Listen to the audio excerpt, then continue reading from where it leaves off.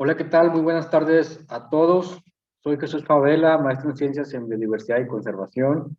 Y antes que todo, agradezco la invitación al doctor Edgar López y a la ingeniera Oli Rojas por la invitación a participar en esta serie de conferencias eh, con motivo de la conmemoración del Día Mundial de las Aves Migratorias. Bueno, en esta ocasión yo les voy a presentar la plática titulada Los cantos y sonidos de las aves. Bueno, para iniciar, el canto de las aves. Bueno, las aves son los vertebrados con el repertorio más complejo de producción de sonidos. Principalmente las aves paseriformes, o mejor conocidas como aves canoras, eh, son las que tienen el repertorio más amplio de sonidos. Y bueno, es una característica que se presenta en la mayoría de las especies. La mayoría son capaces de producir algún canto, sonidos. Hay distintos tipos de sonidos también, como los mecánicos. Muchas otras aves pues no tienen algunos cantos, pero la mayoría los puede realizar. Y esto lo vamos a ir viendo más adelante. Entonces, en cuanto a los sonidos vocales, bueno, las aves, como ya lo mencioné, presentan gran variedad de sonidos vocales. Sin embargo, hay algunos grupos como las cigüeñas, sopilotes y pelícanos que producen sonidos mecánicos, es decir, con alguna parte de su cuerpo, como los picos o las alas. En cuanto a los sonidos vocales, existen principalmente dos tipos. El primero serían las llamadas, que son sonidos breves de una o dos sílabas, son muy simples, y por otro lado los cantos, que es una serie larga de notas armoniosas en secuencia y patrones definidos en el tiempo. Los cantos pues son mucho más elaborados. Aquí vemos en la imagen un espectrograma en la parte de arriba, que es donde se ve más colorido este tipo de gráfico, y abajo un oscilograma, donde vemos cómo va variando la frecuencia de esas notas, de esas sílabas, de los cantos o de los sonidos de las aves, y son muy utilizados para estudiar precisamente los cantos de las aves. Muy bien, ¿y a qué se debe que las aves puedan reproducir gran variedad de sonidos y de cantos? Bueno, principalmente a la siringe, que es un órgano, una estructura que permite producir toda esa variedad de cantos y de sonidos. Se ubica debajo de la tráquea, donde empieza la división de los bronquios. Aquí vemos algunas imágenes. Entonces, la siringe son cartílagos traqueales y bronquiales, como lo vemos aquí en la imagen, que se ensanchan para formar una caja de resonancia. Esa caja pues, es importante también para la amplificación de los sonidos. También existen músculos, como los intrínsecos, que los vemos aquí en la imagen, que dilatan o reducen la luz del tubo de la siringe para regular el aire. Por otro lado están las membranas timpánicas o timpaniformes, que vibran de modo diferencial para producir los distintos sonidos. Aquí vemos la estructura de la siringe, la tráquea, los anillos traqueales, los músculos intrínsecos, las membranas timpaniformes o timpánicas, los sacos aéreos y los bronquios. Del lado derecho vemos otra imagen similar, ya de una perspectiva ya externa, y la izquierda es interna, y bueno, son las mismas partes. Entonces, ¿cómo funciona esta siringe? Bueno, entonces los sacos aéreos propulsan las corrientes de aire para que pasen a través de esta parte de los bronquios, y posteriormente las membranas timpánicas se dilatan, se contraen o se tensan uh, por los músculos intrínsecos, ¿sí? Y bueno, esta, esta parte de la siringe pues se puede ensanchar para fungir como una caja de resonancia, y es así como se producen los sonidos vocales. En algunas especies como los patos y los gansos, pues principalmente son más grandes, y esta parte de la siringe pues es más amplia, y por tanto producen sonidos mucho más roncos y que tienen mayor amplificación, por la caja de resonancia pues es mayor. Continuando con el mecanismo de los sonidos, es posible que solo un par de las membranas funcione al momento de cantar. En la mayoría de las aves, pues es posible que solamente un par de esas membranas tengan funcionamiento al momento de producir un canto. Sin embargo, en siringes que son complejas, las 4 pueden funcionar de manera casi independiente. Y por ello es posible que algunos grupos como de los ensontles, orzales y huitlacoches produzcan 2 notas distintas al mismo tiempo. A esto se le conoce como dueto de una sola ave o de un solo individuo. En cuanto a la complejidad del canto, bueno, el canto está determinado por un número de músculos y aros cartilaginosos, como lo veíamos en la imagen anterior, del sistema fónico. Entonces, según el número de músculos y los aros cartilaginosos, será también la complejidad del canto que pueda producir la especie. Los paseriformes, o las aves más bien no paseriformes, tienen siringes de baja complejidad, es decir, son muy simples y también las voces que producen son muy simples. Por otra parte, las palomas, patos y gaviotas tienen un par de músculos, los colibríes y algunas paseriformes primitivas tienen 2, y las aves canoras llegan a tener hasta 9. Esto pues nos explica la gran complejidad de los cantos que elaboran. La complejidad del canto también va a variar entre especies y poblaciones, es decir, una especie puede tener distintas poblaciones dispersas y pueden existir variaciones en cuanto al canto, a pesar de ser la misma especie. Pues el canto en sí requiere una gran capacidad de aprendizaje por parte de los individuos. Los juveniles, los polluelos, tienen que aprender a desarrollar esos cantos. También existe una relación entre el tamaño del ave, el tono y la frecuencia del canto. Es decir, por ejemplo, las aves nocturnas, como grullas y cuervos, tienen voces graves y roncas.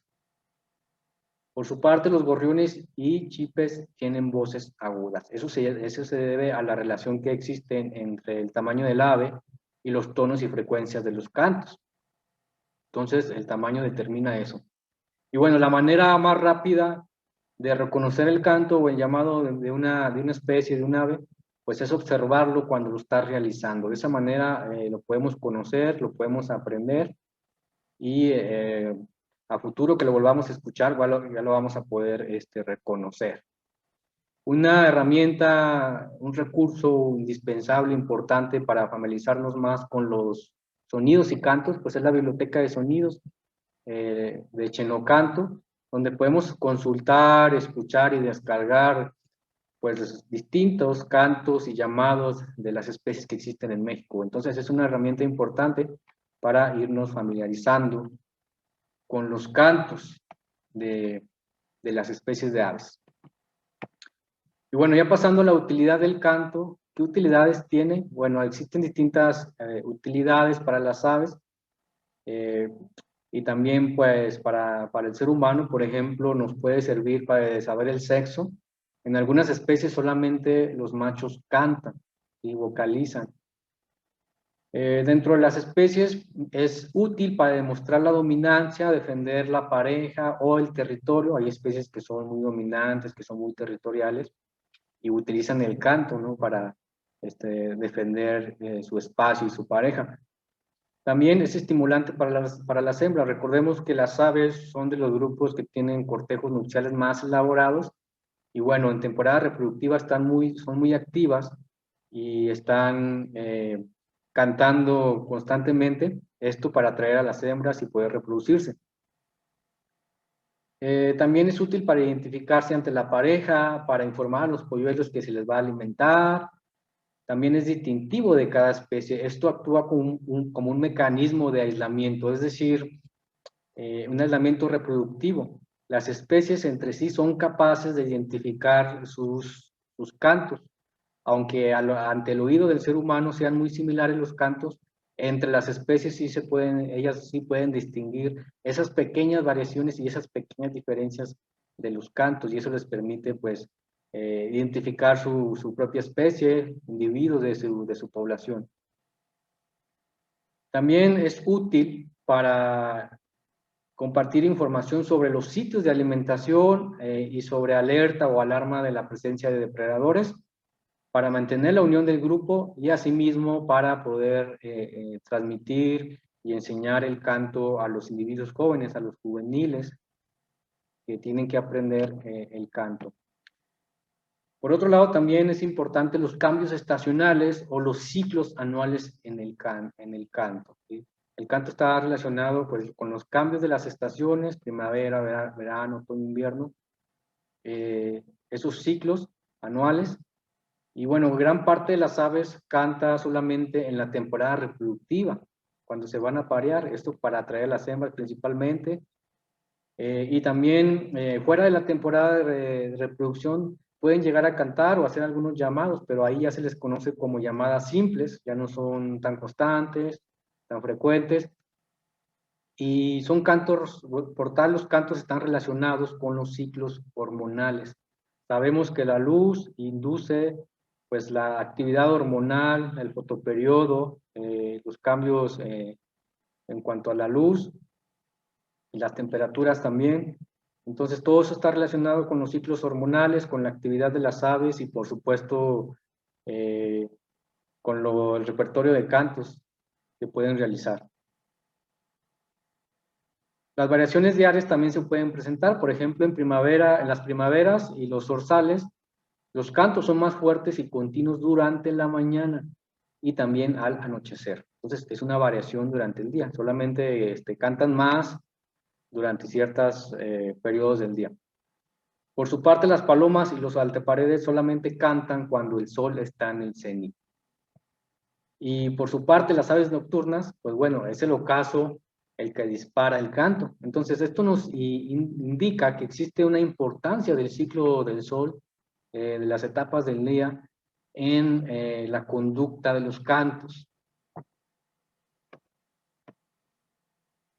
¿Cómo se comunican las aves entre sí? Bueno, existen distintos aspectos como los vocabularios, que son las llamadas, el repertorio de las llamadas y cantos, que pueden variar en una especie.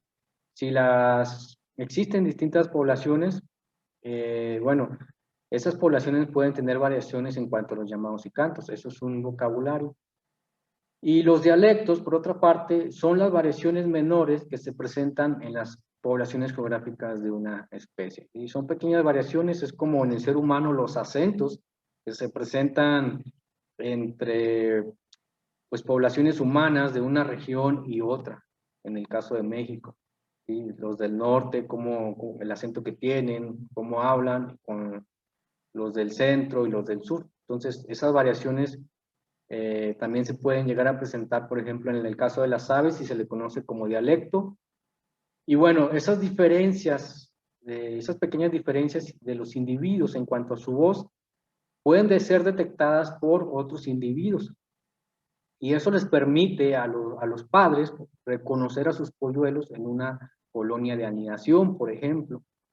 A veces las colonias tienen muchos individuos y bueno, quizá para el ser humano es imperceptible la diferencia en cuanto a los sonidos, a los llamados de los polluelos, pero entre los individuos sí pueden percibir esas diferencias y eso les permite reconocer a sus crías.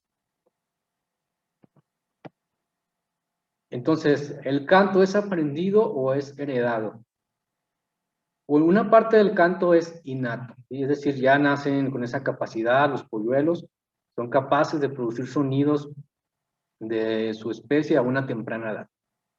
Sin embargo, lo que es la estructura del canto, la secuencia y la frecuencia de las notas son aprendidas. Eso implica un aprendizaje y perfeccionamiento del canto a través del desarrollo de las crías. ¿Sí? Entonces las crías tienen que escuchar el canto, lo tienen que practicar, tienen que perfeccionar, lo tienen que aprender. Y se han hecho estudios, por ejemplo, donde algunas crías se han aislado de los padres, ¿sí? Para que no escuchen, por ejemplo, los llamados, los cantos. Y en esos estudios ha resultado que los juveniles, las crías aisladas, resultan aberrantes. Es decir, producen sonidos que no tienen nada que ver con los cantos de la especie y pues son sonidos aberrantes. Entonces les conoce como individuos aberrantes que no escuchan los sonidos, los cantos de los padres y entonces no aprenden a cantar, no aprenden esa estructura, esa secuencia y frecuencia. Y producen sonidos, pero son sonidos que no tienen estructuras, no tienen una buena secuencia y que no asemejan el canto pues, de la especie como tal. También, por otro lado, existen especies que son mímicas, se les conoce como mímicas, porque tienen gran capacidad de aprender y repetir sonidos. Hay muchos ejemplos, aquí vemos algunos, por ejemplo, los ensontes, los huitlacoches, los mulatos, tienen una gran variedad de sonidos y tienen la capacidad de aprender y replicar cantos de otras aves, así como los sonidos de animales e incluso otros ruidos, como por ejemplo maquinarias o demás. Entonces muchas veces el campo, al escuchar quizá alguna de estas especies que está imitando un sonido de algún otro animal o alguna otra ave, pues bueno, podemos llegar a confundirnos, ¿sí? Pero resulta que pues es una especie de cualquiera de estos grupos, ya que pues tienen esa capacidad de poder repetir otros sonidos. También otro grupo importante que tiene la capacidad de imitar, por ejemplo, la voz humana, pues son los loros y pericos. Esto es por la estructura de su lengua. Y también hay otros grupos también que pues pueden replicar ciertos sonidos. Entonces, estos son algunos ejemplos de las especies mímicas. Por otro lado, existen los sonidos no vocales. Estos sonidos son producidos por modificaciones en las plumas, ¿sí? Ya sean plumas de parte en las alas, en la cola principalmente. Y aquí vemos algunos ejemplos.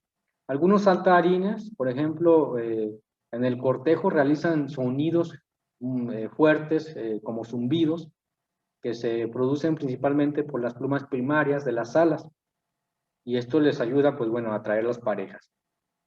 Por otro lado, los carpinteros, pues principalmente se pueden comunicar picoteando los árboles.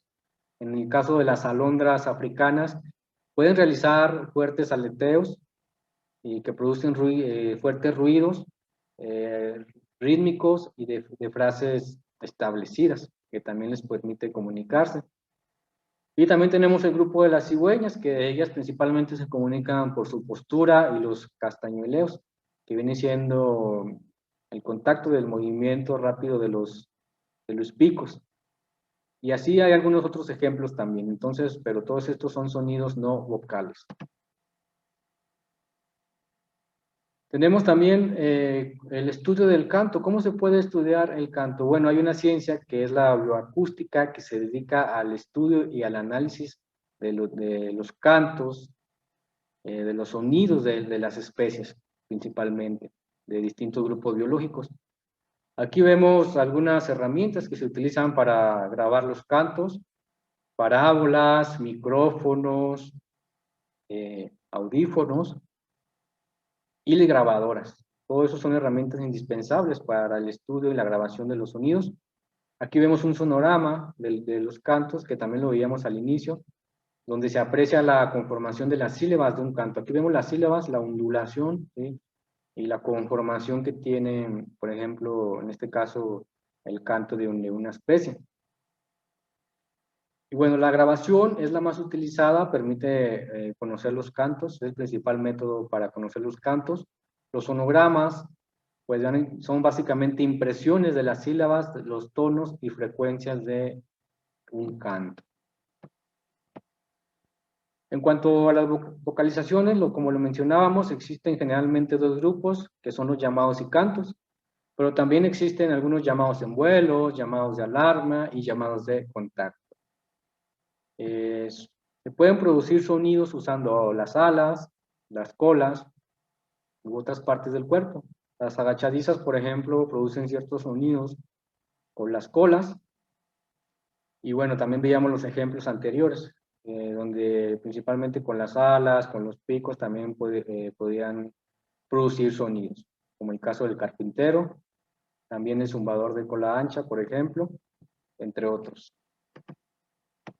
¿Y cómo se analiza el canto? Bueno, además de utilizar los sonogramas, los espectrogramas, ¿no? La bioacústica, se pueden utilizar ya software muy especializados como el Raven, donde podemos sacar la frecuencia, la intensidad de las sílabas, de las notas. Y aquí vemos un ejemplo, ¿no? de un resultado de un análisis de los cantos de dos especies, de la cenaida asiática, que tiene una frecuencia máxima de 0.9 kHz, mínima de 0.35, tiene un ancho de banda de 0.52 y tiene notas que van entre 4 y 11. Ese sería el resultado de un análisis del canto de esta especie.